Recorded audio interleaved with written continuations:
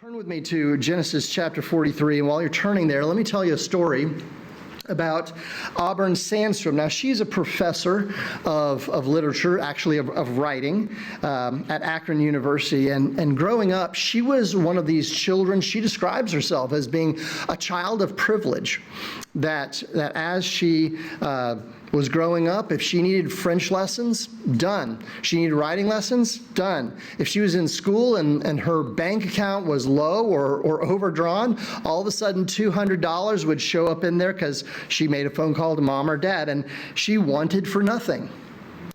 And then, as a grad student, she wanted to set it all on fire because she was actually disgusted with the very thing that she had been given, the very gift that she'd been given. So one night, as she curled up into a fetal position in a filthy carpet, and a cluttered carpet, she was suffering from withdrawal.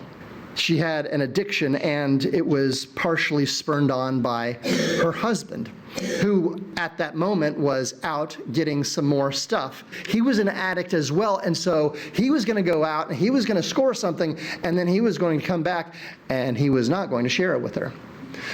The way she describes it is that she just wanted to jump out of her skin, run out into the road in Ann Arbor, Michigan, and just scream at the top of her lungs.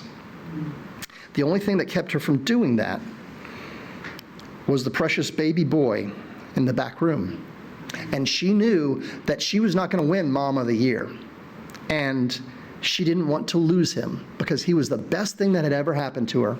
So she took this piece of paper.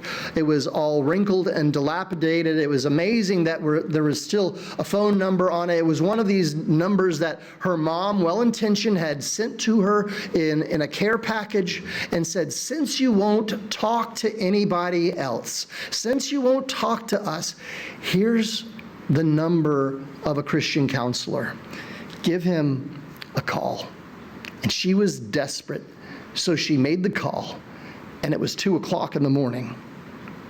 A man answered, and she said, hi, I got this number from my mother. Do you think we might be able to talk? She heard him turn off the radio, and he said, yes, of course. What's going on? And so she started to tell him. She started to tell him truth after truth. She told him that she was scared. She told him about her addiction. She told him about her son. She told him about the fact that her addicted husband was also violent and had tried to throw her and her son out of the car while it was going 60 miles an hour. She had told this guy everything, and this man simply and kindly and gently listened. He just listened. He didn't tell her she was bad. He didn't tell her how to fix all this stuff. He just listened without judgment. He listened until the sun was rising and she was calm again. The panic had passed and she was feeling okay. So she said, I really appreciate you and what you've done for me tonight. How long have you been a Christian counselor? To this he said, Auburn, I want you to not hang up the phone. You called the wrong number. Oh, wow. I'm not a therapist, but I've really enjoyed talking with you. She never got his name. She never talked to him again. But that night she learned that there was such a thing as love. And some of the love in this world is actually unconditional. And some of that love was reserved for her. She found eventually a peace that surpasses understanding. And she learned, looking back on that night, that if there's even a pinhole of light, then grace can come flooding through all of that. She learned that it's possible to change, that it's possible to get unstuck. That's what Genesis 43 is all about. Now the famine was severe in the land. And when they had eaten the grain that they had brought from Egypt, their father said to them, go again. Buy us a little food. But Judah said to them, the man solemnly warned us, saying, you shall not see my face unless your brother is with you. If you will send our brother with us, we will go down and buy you food. But if you will not send him, we will not go down. For the man said to us, you shall not see my face unless your brother is with you. Israel said, why did you treat me so badly as to tell the man that you had another brother? They replied, the man questioned us carefully about ourselves and our kindred, saying, is your father still alive? Do you have another brother? What we told him was an answer to these questions. Could we in any way know that he would say, bring your brother down? And Judah said to Israel, his father, send the boy with me, and we will arise and go, that we may live and not die, both we and you, and also our little ones. I will be a pledge of his safety. From my hand you shall require him. If I do not bring him back to you and set him before you, then let me bear the blame forever. If we had not delayed, we would now have returned twice. Then their father Israel said to them, if it must be so, then do this. Take some of the choice fruits of the land in your bags, and carry a present down to the man, a little balm and a little honey, gum, myrrh, pistachio nuts, and almonds. Take double the money with you. Carry back with you the money that was returned in the mouth of your sacks. Perhaps it was an oversight.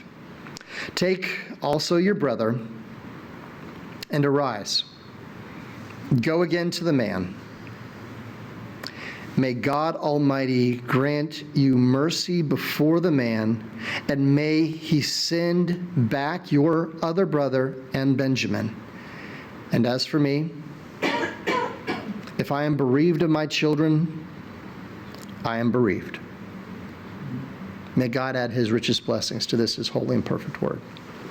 So will they get unstuck?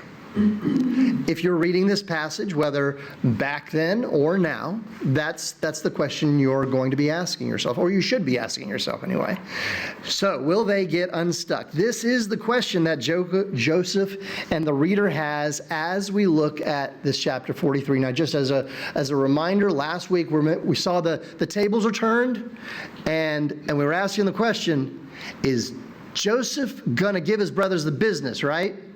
Is he just going to punish them for all the horrible, mean, straight up dysfunctional things that they did to him as a child? They are going to get unstuck, but not if they don't change the way that they operate. See, that's the thing about getting stuck. It's one of those places where the reason why you're stuck is you just seem like you can't get out. You're wedged in. If you've ever been in a car and you've gone off-road and you've ever gotten stuck, you know that it's not something that you can just get out of it. Otherwise, you already would have.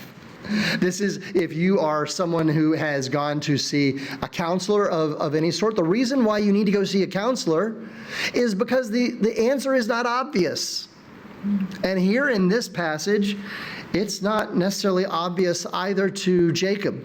But what we do see are two scenes in two places where two groups of people get unstuck. The first section is in verses 1 through 14. Where we see getting unstuck in Canaan, and the person is Jacob. Jacob is resisting change here in this passage in the first 14 verses of this chapter. He can't get unstuck because he thinks that if he controls Benjamin's life, then somehow he will, I think what he's doing is in his mind, he's got this idea that if I keep Benjamin, then I can keep Rachel, and she will not have died. Psychologically, that's if you've ever lost someone and you've ever done something that's totally irrational, that's probably why you've done it or done something like it. I've got to keep this one thing. That's why people do stuff like hoarding. They keep all this stuff so they have control of one thing in their life. And this is what Jacob is trying to control. He's trying to control a son who's probably about 25 years old by now. That's how old Benjamin is. Don't think of him as being knee high to a grasshopper kind of stature. He is a grown man with testosterone, who does shepherding, who does all this stuff, who's as big as his brothers, and yet Jacob is treating him with kid gloves, touching him like he's China. But see, Jacob doesn't realize that keeping Benjamin here is a dead end. He doesn't realize even that Canaan is a dead end. They're only about 2 or 3 years into this 7-year famine that is just going to be massive, that is going to overtake the Middle Eastern world. And what he also doesn't see is he doesn't see the blessing in disguise. Here's the blessing.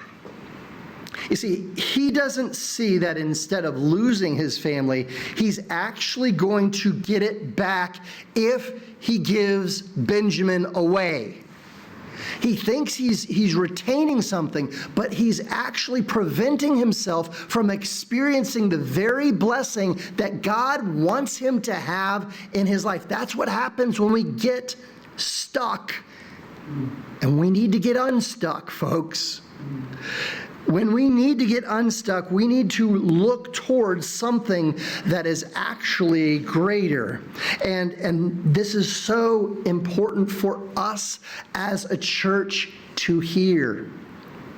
Because as a small church, we might say, we are stuck and we will always be stuck. And that's simply what the devil wants you to hear.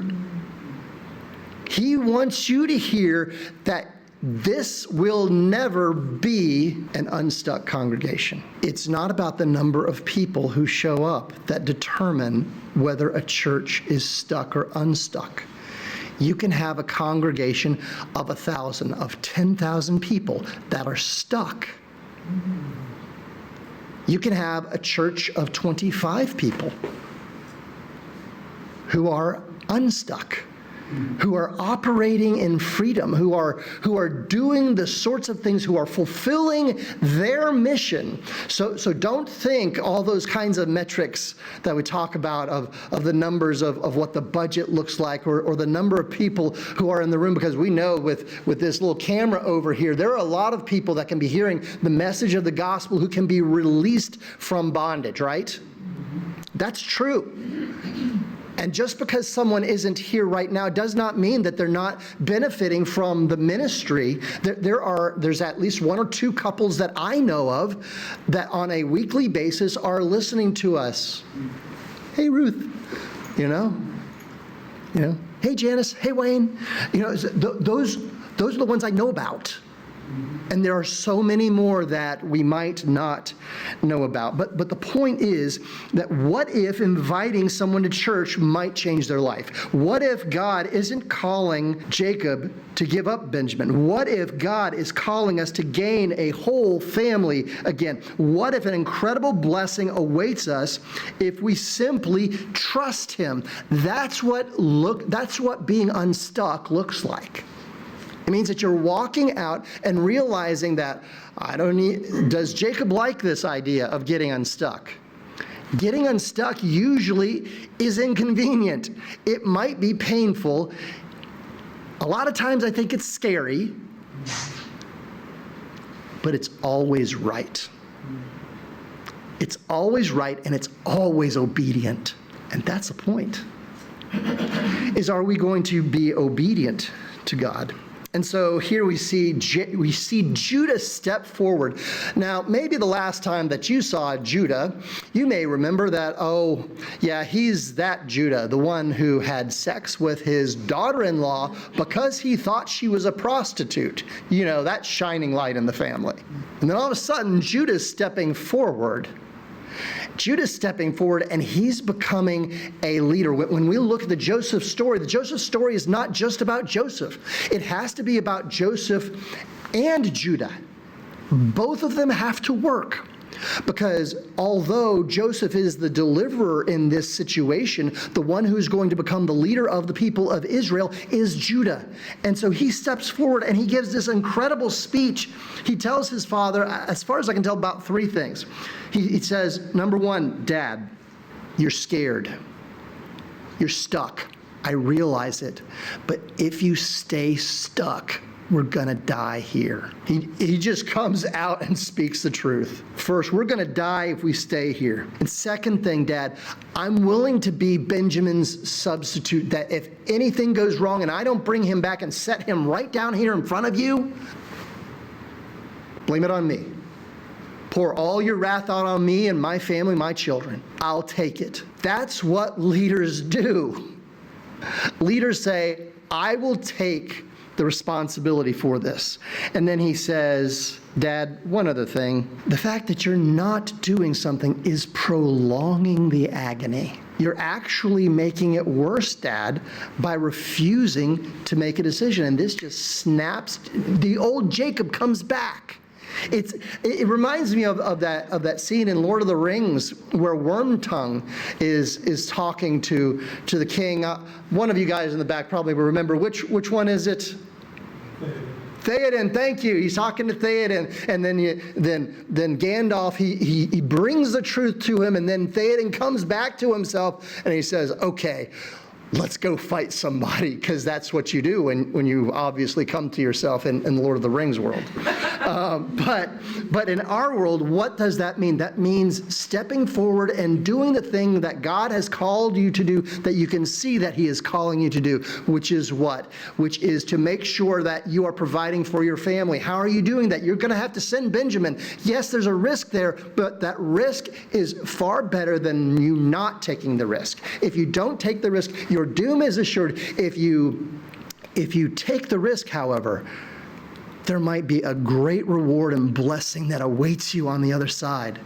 This is the kind of thing that leaders throughout the Bible talk about. Caleb says, hey, let's enter this land. This is a land flowing with milk and honey. God told us it was going to be like this. We know that he will be with us. So Jacob, he changes course. He says, okay, here's what you need to do. You need to take a gift to the Egyptians. Now, this is on brand for Jacob. He remembers how to think strategically. Okay, you need to take a gift. Remember, you take both of those bundles of money. You had that bundle of money that was that you're supposed to give to the folks in Egypt, and somehow it mysteriously ended up in your sack. Well, never mind. Take that sack with you, and here's another sack of money. Take both of them, one to pay them back for what they didn't get in their money, and then give them this other sack of money so that you can get some more grain for us. And fine, take Benjamin. But he doesn't forget the really important part, which is the benediction kind of language that he has in verse 14. He says, may God Almighty grant you mercy before the man, and may he send back your other brother, that would be Simeon, and Benjamin. And as for me, if I am bereaved of my children, I am bereaved. It reminds me of Esther. When she decides to make that brave move, she says, and if I perish, I perish. This is what all the human heroes of the Bible have showed us. And Jesus shows us even more. Because he says, not my will, but yours be done, Father. I will do it, and I will pour out my life for your people who you have given to me to die for. So here, this passage, this leads us to verse 15. So the men took this present, and they took double the money with them, and Benjamin.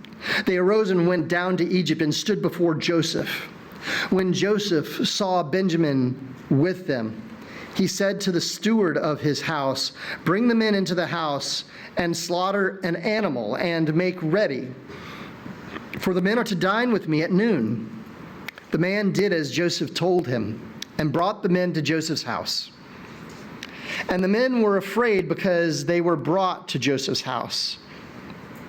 And they said, it is because of the money which was replaced in our sacks the first time that we are brought in, so that he may assault us and fall upon us to make us servants and seize our donkeys.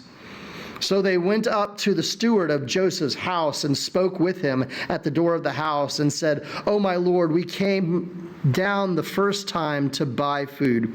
And when we came to the lodging place, we opened our sacks, and there was each man's money in the mouth of his sack, our money in full weight. So we have brought it again with us, and we have brought other money down with us to buy food. We do not know who put our money in our sacks." He replied, "Peace to you, do not be afraid.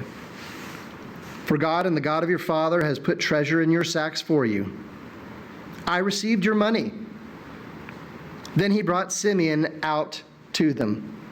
And when the man had brought the men into Joseph's house and given them water, and they had washed their feet, and when they had given their donkeys fodder, they prepared the present for Joseph's coming at noon, for they heard that they should eat bread there. When Joseph came home, they brought into the house to him the present that they had with them, and bowed down to him to the ground. And he inquired about their welfare and said, "Is your father well, the old man of whom you spoke? Is he still alive?" They said, "Your servant, our father, is well. He is still alive." And they bowed their heads and prostrated themselves. And he lifted up his eyes and saw his brother Benjamin, his mother's son, and said, "Is this your youngest brother of whom you spoke to me? God be gracious to you, my son." Then Joseph hurried out, for his compassion grew warm for his brother, and he sought a place to weep. And he entered his chamber and wept there. Then he washed his face and came out.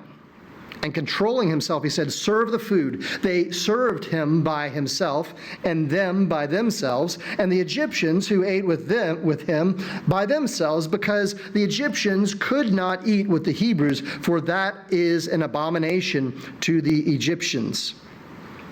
And they sat before him, the firstborn according to his birthright, and the youngest according to his youth. And the men looked at one another in amazement. Portions were taken to them from Joseph's table, but Benjamin's portion was 5 times as much as any of theirs.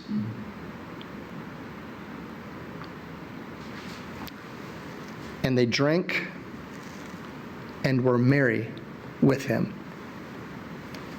See, as we look at this portion of getting unstuck in Egypt, first we're in Canaan, second scene, we're in Egypt. So they've made the travels. We read about that in verse 15. And then in verse 16, we read that Joseph sees them. He shows great hospitality to them, great generosity. Bring the men into the house, slaughter an animal, and make ready, for the men are to dine with me at noon. And this absolutely terrifies Joseph's brothers, because we see that in verse 18 that they were afraid of this. And so they go in verses 19 through 22 to bargain and talk with the steward of Joseph's family, his right-hand man. And that's when we read in verse 23 that he says, "Peace to you, don't be afraid. Your God and the God of your father has put treasure in your sacks for you. I received your money."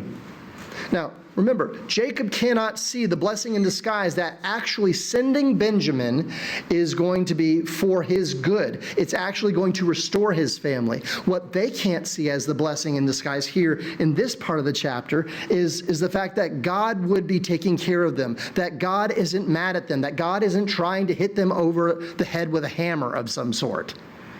That they are thinking that, well, they're rightly thinking that they are guilty, but that's not what is going on here. In this case, clearly it's a blessing in disguise. And we see further on in this chapter that the brothers, they prostrate themselves. Does that sound like a fulfillment maybe of a dream or two from Genesis 37? Yes, that's a really heavy hint. Yes, that's what's going on here. And with this, we see Joseph greeting and quizzing them and asking, "How's Dad?" Even though they don't know that this is long-lost brother. "How's your dad?" "He's fine." And then they are introduced, and then he is introduced to Benjamin. And we read in verses 29 through 30 that he is filled with this warmth and affection for his own flesh and blood, his full brother. The others are half brothers. And he's like, "Oop, this is going to be too much." So he slips out back, goes into his own chambers to weep. Last week I was talking with Alan Frisco. He was able to be with us last Sunday, and we were glad to see him. He actually came to the Fikes' house. We did some yoke planning, some fundraising, and he said, I noticed that here in this passage, there's a lot of crying that takes place. And I said, yeah, it shows the heart that Joseph has for his family, that he's not totally hardened, but he does know he has to protect himself. So I think part of it is weeping for what could have been. He longs for this sense of a family that could have been intact. Don't give up on that, Joseph.